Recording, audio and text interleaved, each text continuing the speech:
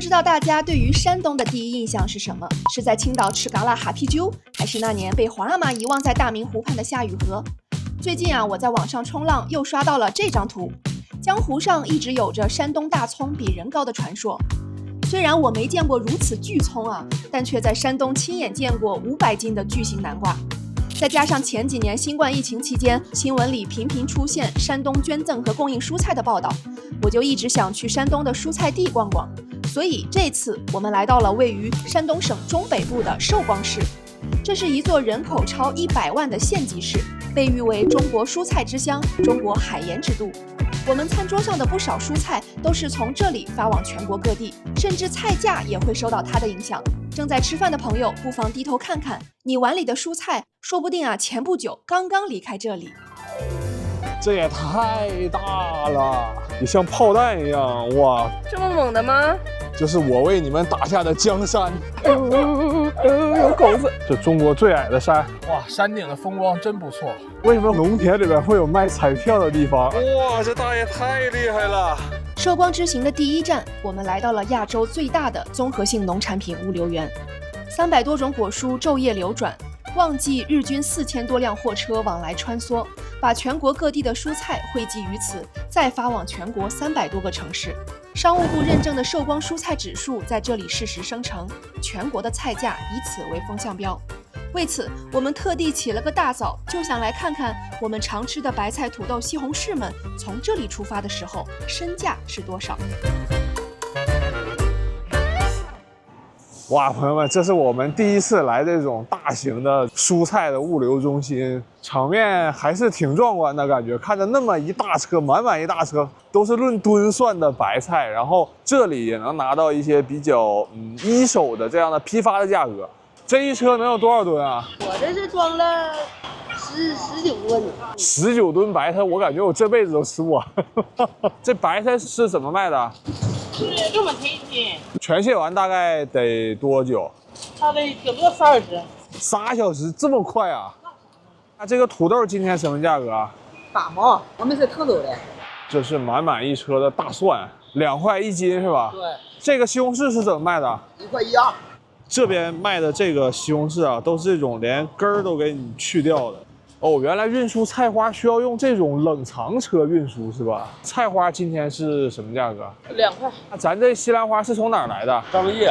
哇，这么远呐！军火展示吧，这是比我胳膊都长。我去，这冬瓜太夸张了，这冬瓜。老板你好，我想问一下，这冬瓜是怎么卖的1块4。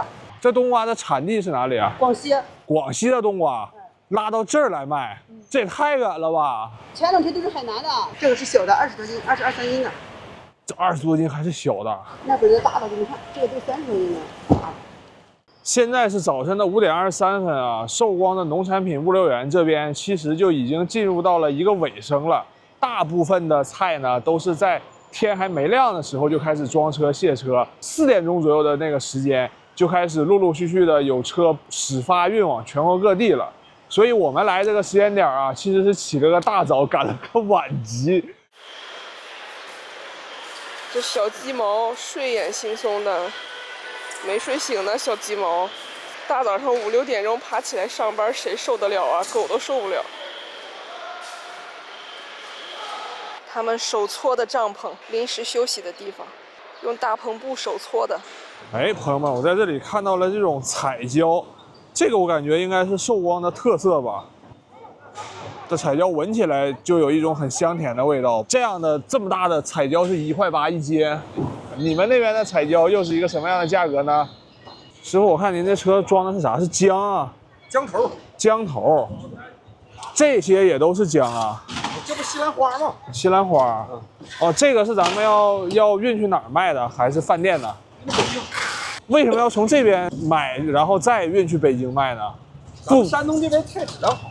这个是什么价格？今天这是6毛钱，6毛钱一斤。6毛钱一斤。这个为什么要重新去打包一下呢？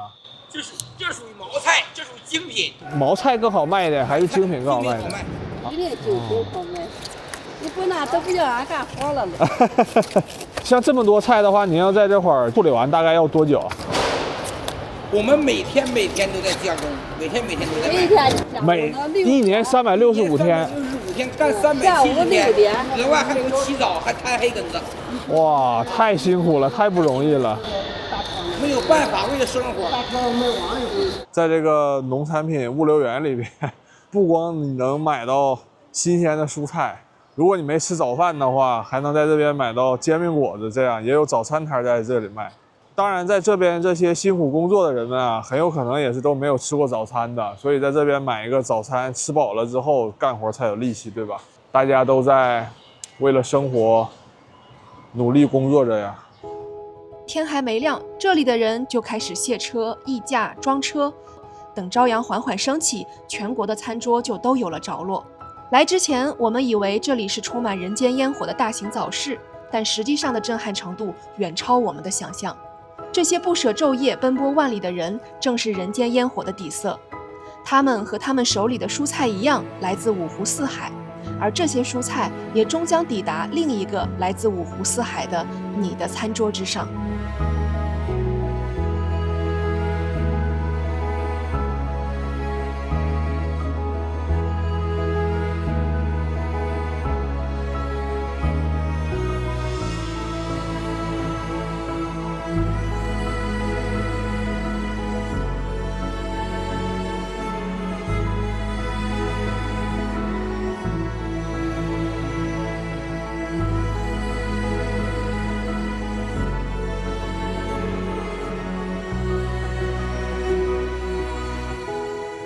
大部分蔬菜奔赴市井街巷，撑起一日三餐的人间烟火，而扎根实验田里的蔬菜，则勾勒出人类未来农业的无限可能。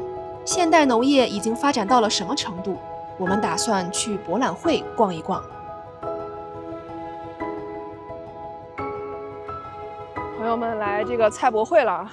上个月刚刚举办了第27届蔬菜博览会。所以我们现在来，其实是刚刚过了那个最火热的那个阶段。刚刚买了门票，菜博园的成人门票是35块钱一张。欢迎光临。如果把物流园比作蔬菜的超级车站，那么博览会就是疯狂植物城。一辈子热爱种地又擅长整活的中国人，早已不满足土地里种菜这种简单的常规基操。如何在种地这件事上花式整活，才是当代农业玩家的终极浪漫。你以为这是白菜，其实这是菠菜。它看起来长得像黄色的辣椒，但其实它是茄子。你以为这是菜椒，其实这是辣椒。这瓜形如其名，长得像一条蛇一样，李白南瓜。要是能重来，我要选李白。这一个柿子起的名字也是我吃不起的形状啊！爱马仕，还有赫本。吸血鬼最怕这玩意儿了。黑暗料理我感觉必不可少，不知道送到墨西哥去，墨西哥人敢不敢吃啊？这个南瓜的形状让我看的菊花一阵疼痛，像极了陆总的痔疮。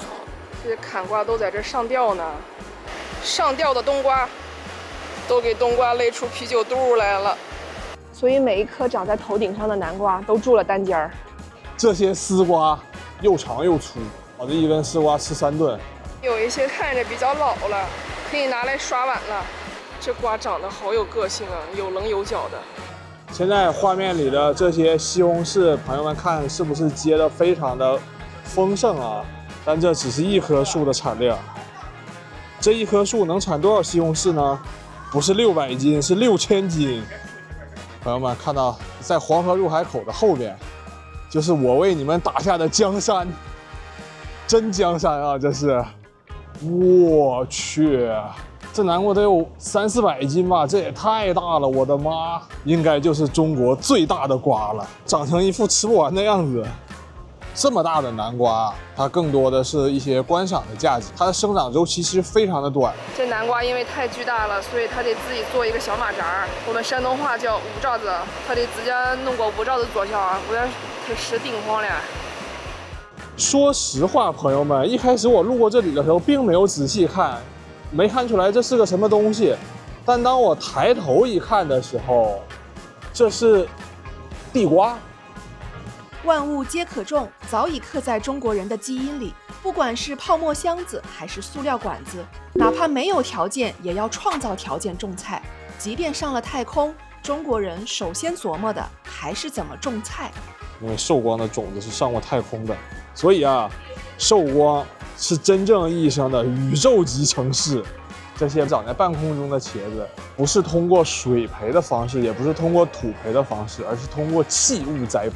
现在的农业科学已经做到可以脱离土壤种菜和脱离纯水环境种菜，直接在空气中种菜吗？所以如果这棵菜它不是从土里面长出来的，不是从地里面长出来的，而是直接从营养液里面长出来的，这样的菜你敢吃吗？我们现在吃的蔬菜啊，绝大部分还都是从土地里种出来的。如果有一天地球发展到某一定阶段，我们没有办法通过土地来种植蔬菜，或者是在某一种环境或者是场景下，我们没有办法用土地进行种植，那么这将会是一种非常完美的解决方案。所以其实为什么说寿光是中国的蔬菜之乡啊？其实寿光本身自己产蔬菜的这个产量并不是很多，但是这里是研究一些科学啊、育种啊，尤其是育种产业啊，更是寿光作为中国蔬菜之乡一个比较前沿的。所以现在这个蔬菜博览会我们就已经逛完了，你觉得怎么样呢？不知道各位北方朋友对于冬天吃一口新鲜蔬菜这件事的记忆是从什么时期开始的？如果你去问上一辈的人，他们年轻时冬天吃什么菜，大概率都是土豆、地瓜、白菜、萝卜等等这些容易长时间保存的蔬菜。北方人能在冬天吃上一口新鲜的蔬菜，也不过就是最近30-40年的事情。直到1989年冬暖大棚的出现，彻底终结了北方冬季无鲜菜的历史。所以接下来我们打算去冬暖大棚的发祥地，位于寿光市南端的三元猪村看一看。朋友们，我们已经进到三元猪村里面来了，在村口有一个非常漂亮的牌坊。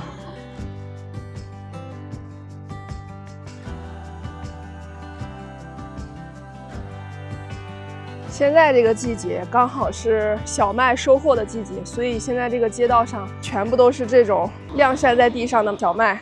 这个麦子是自己家晒来吃的吗？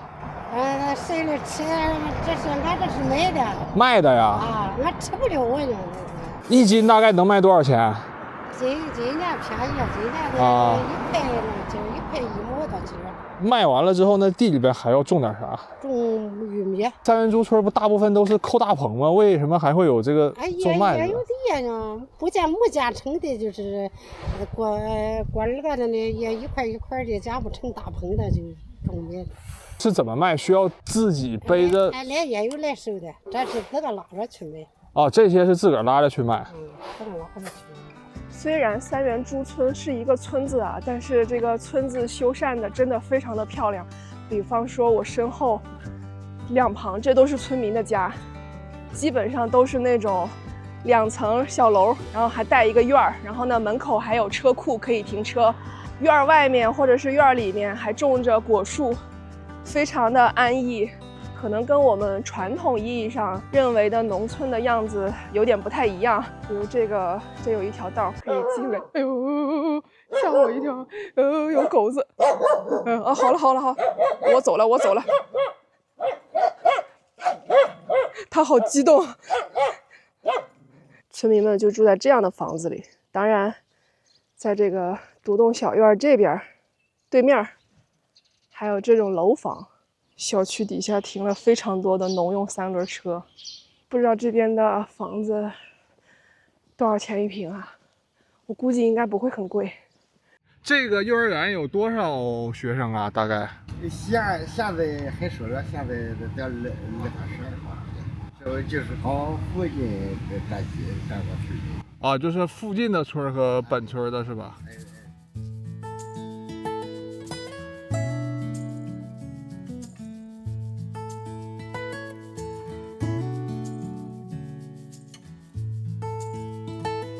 哦，这个是杏子，哇！新疆小黄，哇，谢谢，新疆小黄杏。哇，超好吃，水分特别多，还很甜，还很脆。从路径上都来摘着吃。这个要长成这样能结果大概得多长时间？哦好，谢谢。开始长了。哇，谢谢，哇这个虽然长得不多，但是3日就开始长，这5年了。您是住在这里是吗？住在这里，这是我们家。哦，那这个房子是我们就是村里盖的，还是说自己也要拿点钱？自己盖的。我看每一家盖的这个样式还都挺统一的，是吧？一样的。这村里面还有一排充电桩呢，这就是中国北方传统的大扫帚。这个位置应该是三元猪村的村 BD 所在位置，有卖电动车的、百货超市、卖衣服的，然后前面还有牙科诊所。这个地方相对来讲还是比较繁华的一个地方。这个三元猪村啊，给我们的一个整体感觉就是，如果你不告诉我它是一个村，可能我会误以为它是一个小镇，是因为它不像我们正常传统意义上那种村庄，就是很宁静或者说很安静。它这个村子的路修得很宽，然后交通好像很繁忙的感觉，好像不是一个村庄，更像是一个微缩版的小县城。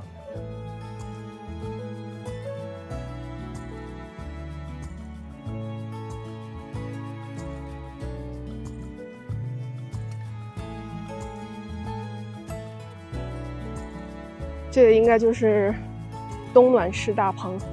我们现在在冬天吃的这些新鲜蔬菜啊，有很多都是从大棚里面种植出来的。这是三元猪村里面一条平平无奇的路，路两旁都是各种大棚。然后在大棚的旁边突然出现了一个建筑，上面写着本玉彩票。大爷你好，我问一下，这地方为什么会有一个卖体育彩票的？这个房子啊？对，建的这个房子。啊，这是建的房子啊。这房子。那原来这儿是卖体育彩票的地儿吧？不是，在村里。在村里。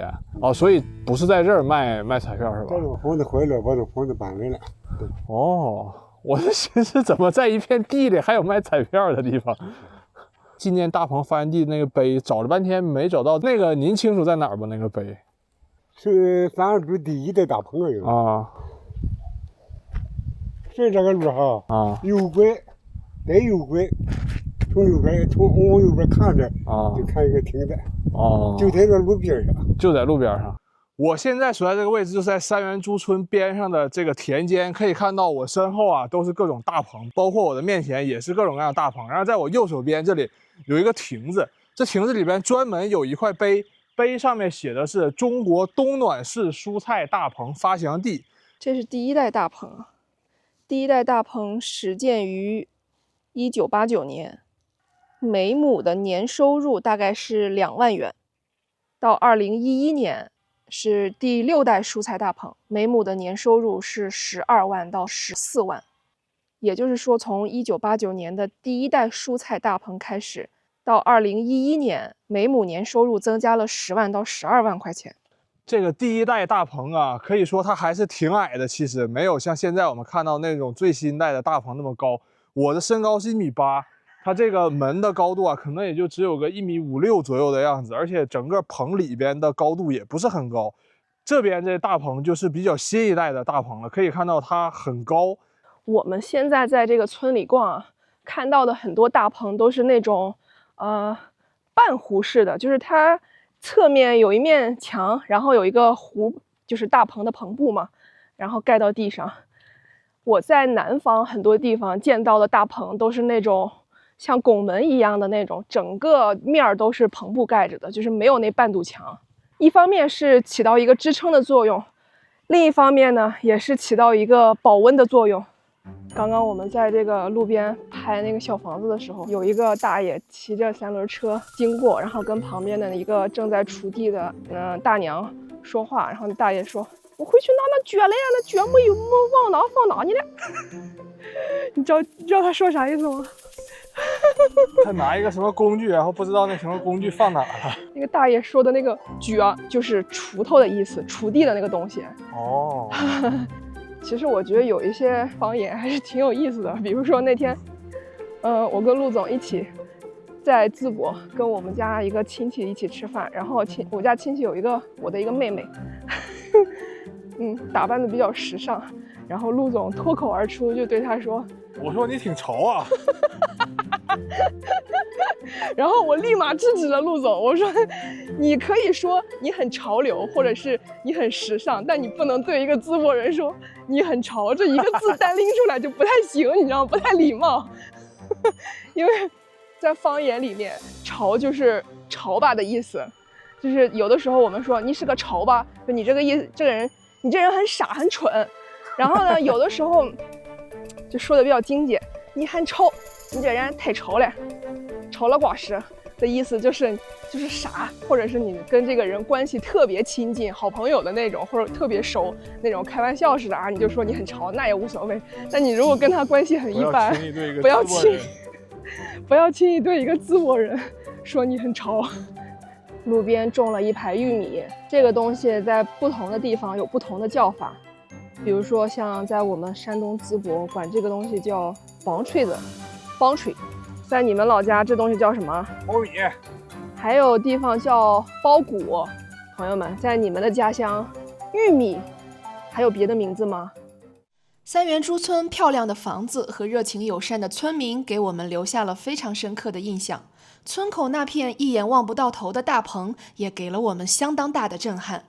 在我们返回市区的路上，途经了一座当地小有名气的山，据说是一座矗立在平原上的巍峨孤峰，岩壁陡峭，峰顶荒芜，而寿光海拔最高不过50米，这瞬间勾起了我们的好奇心。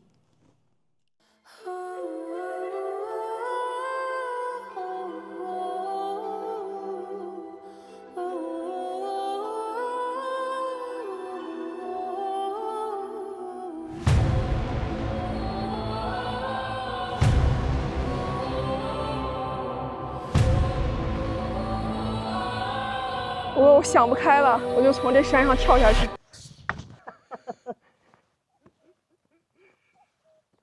朋友们，现在我在这个地方啊，就是中国最矮的山。你们能在我的身后看见这个山在哪里吗？其实它就在我的右手边这片田里边，它甚至还没有那个麦子长得高。看到在这片田里边中间那儿有一块小石头，那就是中国最矮的山了。我现在过去看一下。但它下边可绝对不是就只有一块石头啊，它下边是连成片的。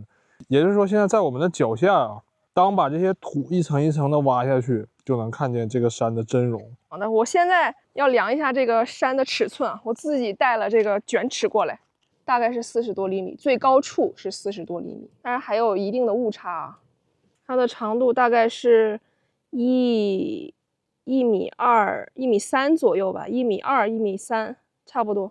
宽度大概在60-70公分。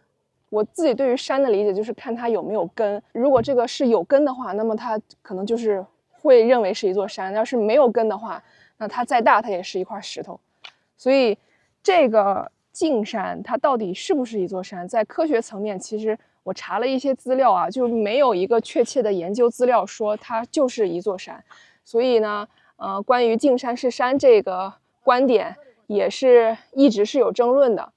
有一种观点是因为寿光境内是没有山的，所以人们怀揣着这种对山的向往和对美好事物的这种祈愿，所以就认定它就是一座山。还有一种说法是，有当地村民啊，把这块地方用来种庄稼，他想把这块石头挖出去，越往下挖，这块石头挖不完，怎么挖都见不到底儿。然后往边上挖的话，也会跟这块石头连在一起的部分就逐渐显露出来了。所以他挖着挖着，才逐渐的意识到这不是一块石头。用一个最简单的逻辑去想，谁家田里有这么大一块石头，不把它清出去呢？对吧？很明显是清不出去，所以就放在了这儿。就是不知道它被埋在土地下面的面积到底有多大，只是露出来这么一小部分，是大家看起来现在它会比较小。这径山我们就看的差不多了，其实想要登顶还是非常容易的。如果大家有时间的话，非常推荐大家来爬一爬，非常锻炼身体啊！我爱爬山。如今的径山早已变成了文化符号，深深地烙印在当地人的心里。城市里有以径山为名的小区和道路，即便它的周围是一片农田，没有烤肠矿泉水售卖，但专程赶来爬径山的游客依旧络绎不绝。这种一步登顶的独特体验，反倒成了寿光最有意思的趣味地标。您是台湾来啊？我老家这边的。5分钟的登山行程结束，我们决定在夜幕降临前进行一场城市漫步，去看看这座蔬菜之城最接地气的烟火日常。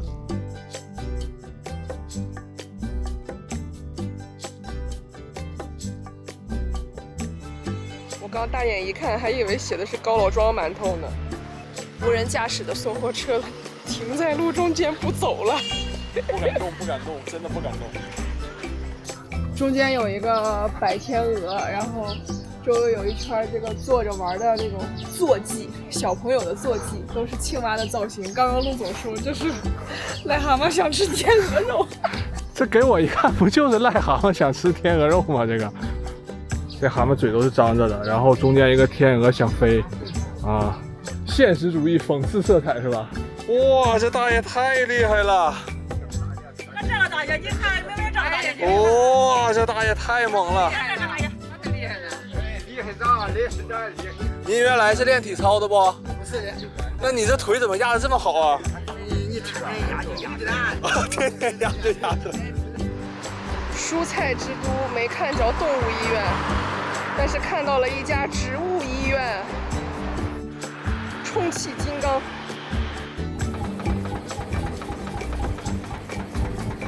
大爷，这是在做啥？打铁，打那个铁锹是吧？对。那边有一个晒背的大爷。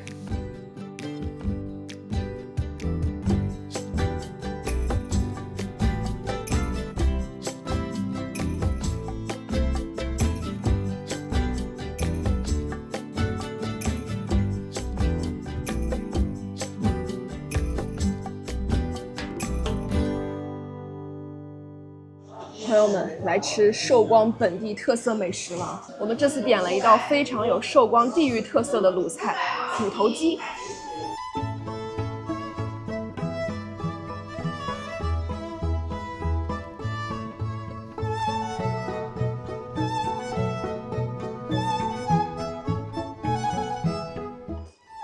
哇，这个汤非常的鲜美，鸡肉外面包裹了面粉。有点像我们淄博那边吃的那个炸肉啊，会裹上面，然后再炸油炸，炸完之后呢，它就是那种带着面皮的那种肉，然后再放到什么，比如说跟白菜一起炖，跟粉丝一起炖，然后再做成炖菜。我觉得这个外观看起来有一种那种淄博炸肉做成炖菜的感觉。基本上那个肉到你嘴里面，你轻轻抿一下就已经烂了，就可以直接咽下去了。但是里面是有骨头的，因为它是鸡肉嘛，还是有骨头的，所以吃的时候要注意一点。这道菜为什么叫虎头鸡呢？其实我也查了一下，因为炸好的鸡块呈金黄色，状如虎头，所以叫虎头鸡。我发现山东这边吃鸡，其实每个地方都有自己的特色，比如说像寿光这边吃的可能就是这种虎头鸡，临沂那边啊，或者是泰安那边啊，他们的鸡肉就是腌制好了之后下锅用酱炒。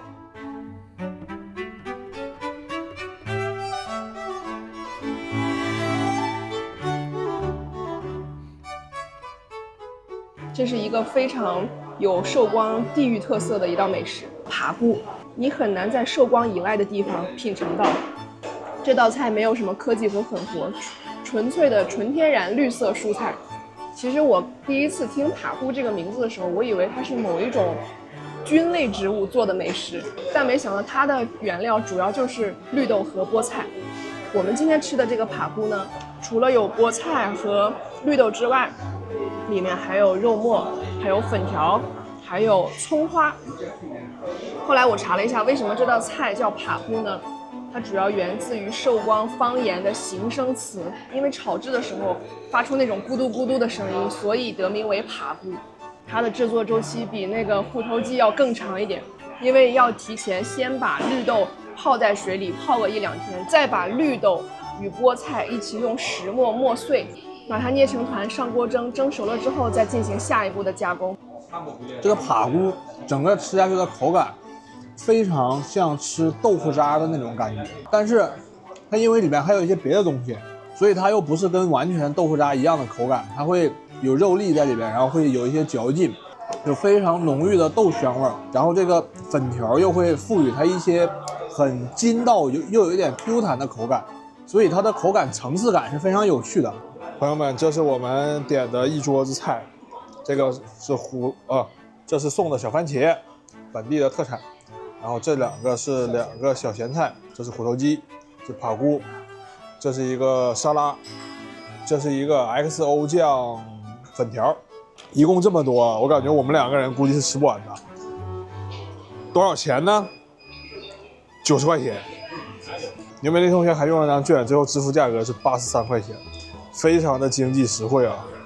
寿光作为沿海城市，不仅是中国的蔬菜之乡，更是中国的海盐之都。传说主盐始祖肃杀氏在寿光海边煮鱼时，偶遇一只野猪，于是开始追捕。回来后发现罐里的海水早已煮干，只留下白色的粉末。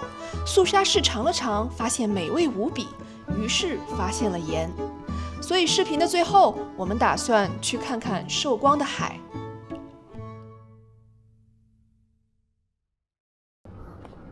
哇，这个寿光的海边真不错，海面非常开阔，而且这边还有一大片滩涂，非常适合来捡点什么贝壳、螃蟹啊之类的。啊？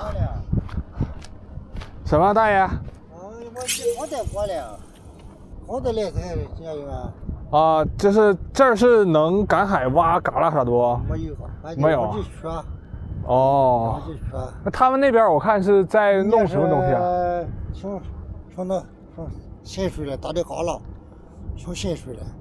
蛤蜊是吧？啊，在卖是吧？啊，也不卖。不卖哦。我说那会儿围了一堆大人小孩在那看。现在帮我从深海来。哦，现在是属于退潮了是吧？要回潮了。哦，那退潮了，这上面也捡不到什么东西啥的吗？那得用鱼枪啊，用鸡啊，或者用纸啊。哦。哦。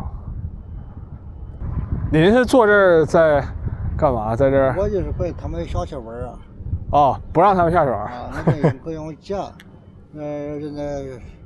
烧炭和这个柴用捡柴烧。哦。哦。哦，这土泥流里面没多少小一人是吧？啊，那这个烧炭，这柴行就死了，柴行他把那个窝嘞，把那个窝给它灭杀，他就在里边死了。哦。哦。还有点危险在里边。这人在干嘛呢？怎么还拖着一个轮胎往前走呢？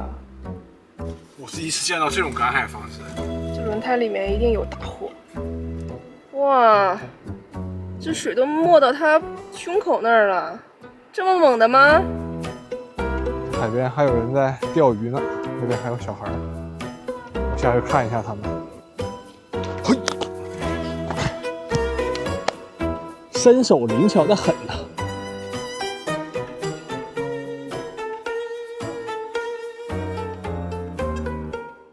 这些鱼都是什么鱼啊？这个带花花的是小鲈鱼，那一种是光鱼。哇，这鲈鱼长得还挺小的。没长大，现在是最小的不过。这个饵是红虫吗？这个？这里叫那个，它是就是顶着海蚯蚓吧？海蚯蚓啊？对。是我们抓的吗？这些？不是买的，人家会卖到那种专门的那种。他们是在赶海吗？他们？这个人好像是在这里插的都是沙的网，他在那个收网吧，一点一点的，他来回好几次了。他们后边为什么要背着那一个轮胎一样的？他可能收回来的东西都放那里边了吧？应该是嘎了吧？哎，他是嘎了放在里边。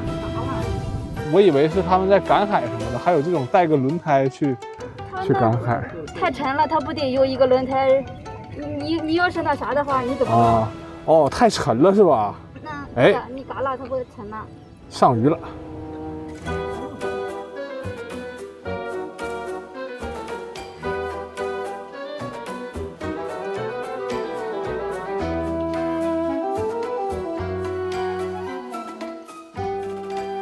朋友们看，这光像从天上漏下来一样，那里该不会是有什么东西降临了吧？最近刚好这个……不要随便回应外星人的消息。他快点，摇人儿，给那个什么打电话。不行了，来风了，快上车！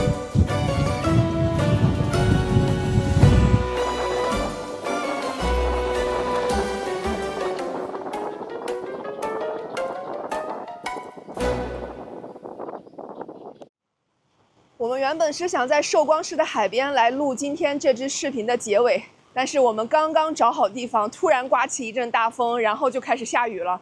现在我找了一个给汽车充电的充电棚，临时避一下雨。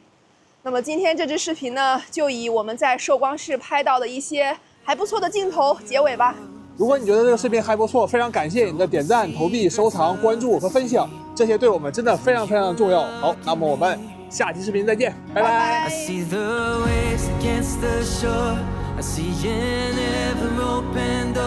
I see your home that's glowing warm through any weather. I'm watching galaxies collide, the moon and stars by candlelight. I see your face and know we can face them all together. So baby, I wanna look in those eyes forever.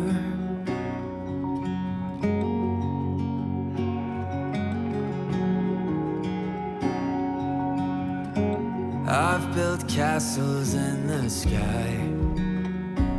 In my dreams, somewhere deeper in my mind is everything I've been searching for. And all this time, one blink catches my imagination.